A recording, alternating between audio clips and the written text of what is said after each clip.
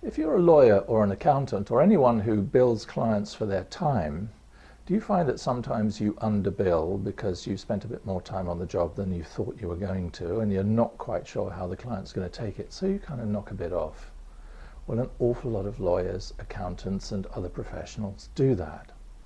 Now, there's a problem with this because you've put the work in. It's not that you're inefficient or incompetent. That's actually how long it took. Maybe there was a little problem that came up that took a bit longer to sort out than you thought it was going to.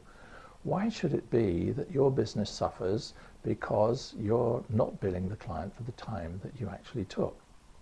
Well, this is usually because what we've done is agreed with the client a fixed price for the job. Now, there's nothing wrong with fixed prices, except that it doesn't allow for unforeseen circumstances cropping up. So it's a much better strategy to agree with the client what the value of the job is to him. Now, I'm not going to talk in this video about how you establish value, that's for another time.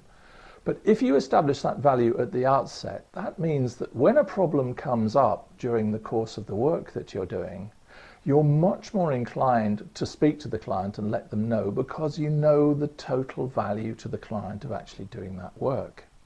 And when you come to the end of the project, if you've overrun slightly, then you can always put in a call to the client and say, look, this has come out a bit more than I expected, but in comparison with what you're getting, I think you'll find it still good value. How do you feel about it? That at least leaves you some room to maneuver, and doesn't mean that you're automatically censoring yourself, affecting your utilization, and making less profit in your practice than you really should for the work that you're putting in.